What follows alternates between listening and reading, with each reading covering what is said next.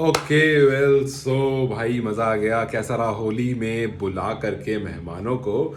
बड़े होली वोली मनाई और उसके बाद उनको तोहफा दिया कि लो जी ये हमारी तरफ से एक हार आपके लिए।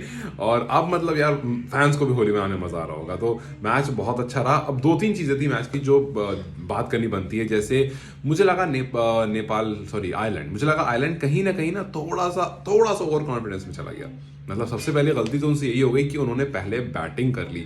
ये मैं इसलिए कह रहा हूं क्योंकि आयरलैंड अपनी बॉलिंग को यूज कर सकता था नेपाल के अगेंस्ट, लेकिन उन्होंने शायद ज्यादा लाइक दिया। और ठीक है भाई, हल्के में लोगे तो पिटोगे, और ये हमने देखा। और मतलब एक अच्छी चीज मैच से पहले मुझे ये लगी कि कोच ने बोला कि अब तक हम थोड़े एक्सपेरिमेंट्स कर रहे थे, लेकिन अब हम एक्सपेरिमेंट्स पर नहीं जाएंगे, अब हम स्टेबिलिटी पर जाएंगे। और वो स्टेबिलिटी हमें दिखी।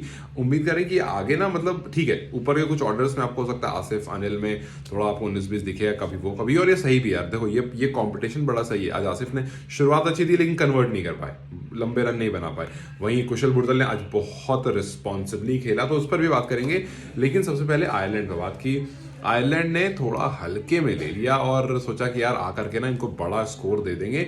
और नेपाल पिछले कुछ टाइम से बड़े स्कोर को चेज करने में स्ट्रगल कर रहा है। मतलब अपने घर पर करें या बाहर करें, वो बड़े स्कोर को चेज करने में दिक्कत आ रही है। और यही उनका माइंडसेट रहा होगा कि पहले बैटिंग करके एक बड़ा स्कोर दे देंगे और फिर उसके बाद हमारे पास बॉलर्स हैं, उनको डिफेंड कर लेंगे। लेकिन अक्सर यही होता है जब आप सामने वाले को कहते हैं ना, कभी भी अपने दुश्मन को कमजोर मत समझो। जब आपने अपने दुश्मन को कमजोर समझ लिया, अपने ओपोनेंट को कमजोर समझ लिया, तो वहां फिर नुकसान पड़ गया और नुकसान हो गया भारी। तो खैर अच्छी बात यह है कि आज अच्छी बॉलिंग, पूरा जो यूनिट थी वो देखने को मिली। लेकिन यार मैं एक चीज से थोड़ा सा उदास रहता हूँ। मतलब उदास नहीं, but I just don't want this. मतलब जहां से मैं क्रिकेट को देखता हूँ, I just don't want this कि आपकी टीम में 8 बॉलर आप यूज करो।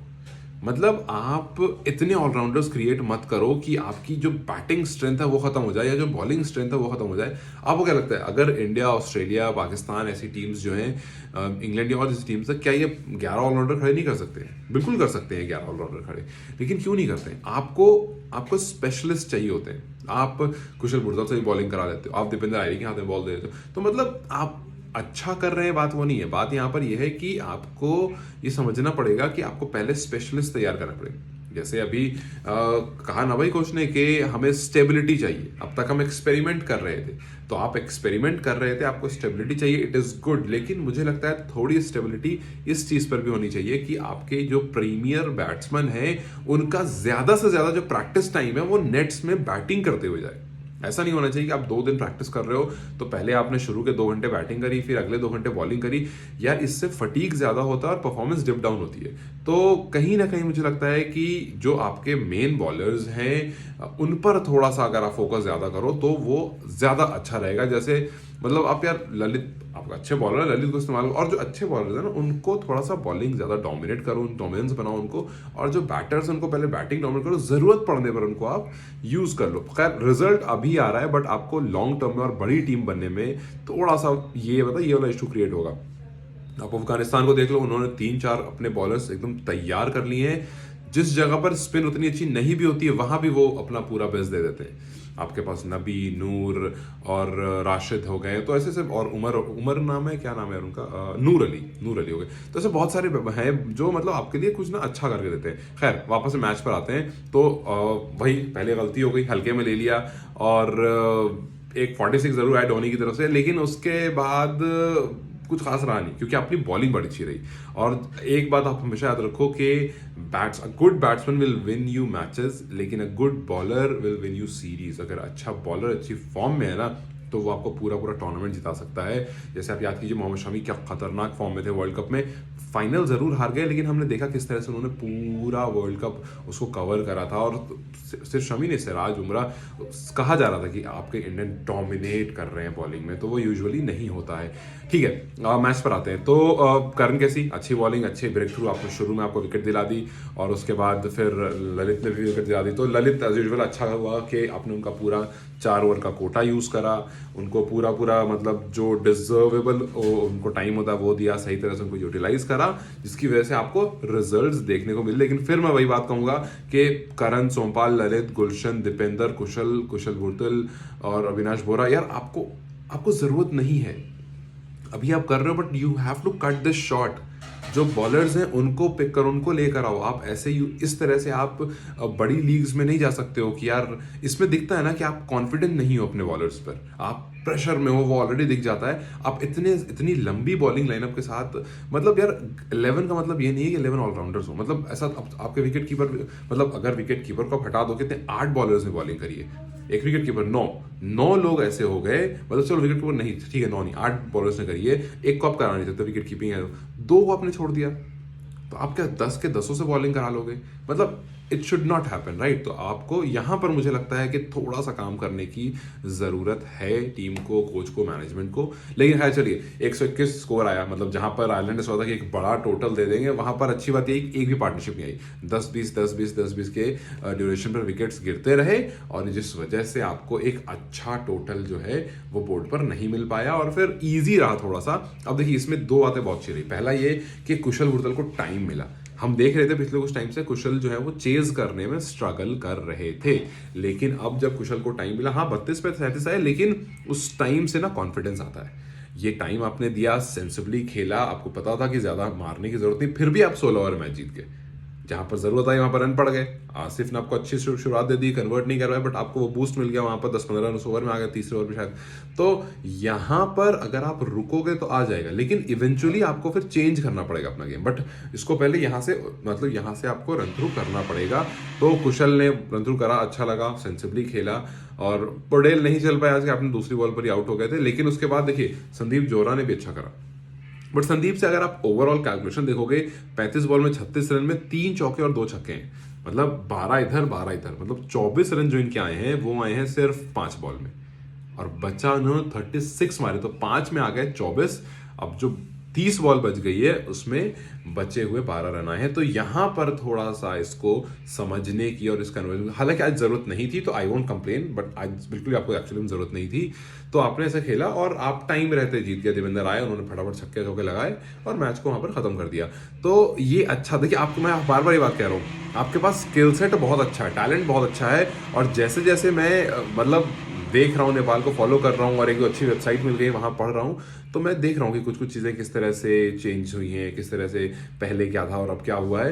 तो मुझे दिख रहा है कि क्रेज यूं ही नहीं है, मतलब ऐसा ही नहीं कि बस क्रेज यूं ही है, समझ में आ रहा है कि क्रेज क्यों है। लेकिन आपको आयरलैंड ने हल्के में लिया, आपने होली मना दी उनके साथ, तो बढ़िया था, मजा आया देख करके। और आगे आने वाले मैचेस में अब आप आयरलैंड को हल्के मत ले लेना, मतलब आप उनको हल्के में, बिकॉज देखो वो एक अच्छे रन से आ रहे हैं, अफगानिस्तान को हरा करके आ रहे हैं, टेस्ट हराया था, एक टेस्ट था शायद वो हराया था, फिर उसके बाद ओडीआई T20 था वो भी हराया था, तो एक अच्छे रन से आ रहे हैं, और जब एक अच्छे रन से आ रहे हैं तो वहां पर आप उनको हल्के, और इसी वजह से ये शायद ओवर कॉन्फिडेंस थे। तो अगले मैच में हमें ओवर कॉन्फिडेंस नहीं होना है, इसका बस थोड़ा सा ध्यान रखना है। अच्छा, अब आते हैं कुछ क्या कहते हैं उसका बेसिक, जो पूरा ओवरऑल निचोड़ रहा है इस गेम का, वो कुछ ऐसा रहा कि पहला, you did really well in your bowling department, लेकिन जैसा मैंने कहा कि आपको थोड़ा सा उस पर कट शॉट करना पड़ेगा। आज आयरलैंड अगर पहले बॉलिंग करता तो उनकी बॉलिंग अच्छी है, स्ट्रांग है, वो अपनी स्ट्रेंथ को लेकर नहीं गए, उन्होंने आपकी वीकनेस की तरफ नजर डाल दी, या गलती कर दी। अगर अपनी स्ट्रेंथ को लेकर आते, बॉलिंग पहले करते, तो कोशिश करते जल्दी ऑल आउट करने की और फिर बैटिंग करने की। बाद में बैटिंग करने में कोई डिफरेंस नहीं था, pitch was good for batting. तो इस वजह से, क्योंकि यहाँ पर थोड़ी फ्लैट पिच है, तो यहाँ पर आपको बढ़िया बाद में भी कर सकते थे, और मतलब मुझे ऐसा लगा कि ये गलती हो गई उनकी तरफ से। लेकिन दूसरी अच्छी बात ये हुई कि आपके बॉलर्स ने आपको ब्रेक थ्रू दिलाया, आपको पार्टनरशिप नहीं करनी थी सामने वाले को, और जब बैटिंग करने आए तो बुरतल जो स्टार्ट हुआ, एक सेंसिबल स्टार्ट हुआ, और थोड़ा सा आसिफ की तरफ से बूस्ट भी मिल गया, विच इज़ वेरी गुड। काफ़ी लोग ये भी कह रहे थे कि अनिल होना चाहिए था, आसिफ नहीं होना चाहिए था। मेरे ख्याल से ये कंपटीशन बड़ा अच्छा है, मतलब अगर इस बात को कंपटीशन हो रहा है कि अनिल और आसिफ, और उनको ही पता है कि भाई मुझे जगह मिलेगी या नहीं मिलेगी, ये होना चाहिए। बिकॉज आप देखो ना, इंडिया में देखो क्या हो रहा है अभी, विकेट कीपर के लिए एक्चुअली में लड़ाई हो रही है T20 वर्ल्ड कप के लिए। आप देखो कितने सारे विकेट कीपर, ईशान किशन है, संजू सैमसन है, जितेश शर्मा है, KL राहुल हैं, और ध्रुव जुरेल हैं, और ऐसे ऐसे बहुत सारे, मैं 5 का और 1-2 और हैं। इन सबको पता है कि T20 वर्ल्ड कप में मौका किसी को ही मिल सकता है। और जब अनुज रावत ने स्कोर करा तो हुआ क्या, अनुज रावत भी हैं, ये भी ऑप्शन में, दिनेश कार्तिक अगर मार देंगे तो ऑल्दो निकल चुके हैं, बट उनका भी नाम आने लगेगा। तो आपके पास जब 6, 7, 8 विकेट कीपर बैट्समैन, और आप देखो सबने स्कोर करा है, मतलब ये सबसे यूनिक, हाँ, ईशान किशन रह गए, डक पर आउट हो गए थे जब अपने मैच में, लेकिन उसके अलावा आप देखो हाफ सेंचुरी केएल राहुल मार कर गए थे, लूजिंग कॉज में भले ही आया लेकिन संजू सैमसन एक बढ़िया स्कोर करके गए थे। फिर उसके बाद उस दिन अनुज रावत ने अच्छा स्कोर करा, दिनेश कार्तिक ने अच्छा करा।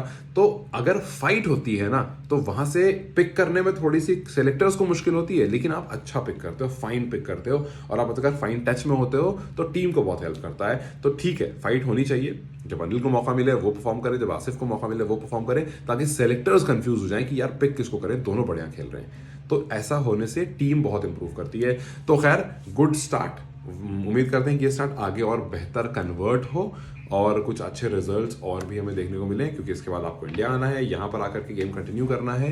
तो let's see, hoping for good matches ahead. लेकिन अच्छा रहा, it was a good match, और आई होप कि मैंने कुछ इंपॉर्टेंट मोमेंट मिस नहीं करा। अगर मिस करा हो तो डू लेट मी नो। लेकिन thank you so much for supporting मी यहाँ तक, और जैसे जैसे मैं आगे बढ़ रहा हूँ मुझे यार मज़ा आ रहा है। सो एक दो पेजेस हैं जो फॉलो, एक मैं आपको नाम बताऊँ क्या, मेरे को दिखा दो, एक मैंने पेज यार कार्डियक करके कुछ नाम है उसका, कार्डियक किड्स नेपाल, ये मुझे बड़ा अच्छा पेज लग रहा है, मैं आजकल इसको पढ़ रहा हूँ। तो this is a nice wonderful website, जो भी इसको लिखता है यार, ग्रेट अमेजिंग। अब रुपेश नेपाल लिखते हैं इनको, जहाँ उनका नाम लिखा हुआ है।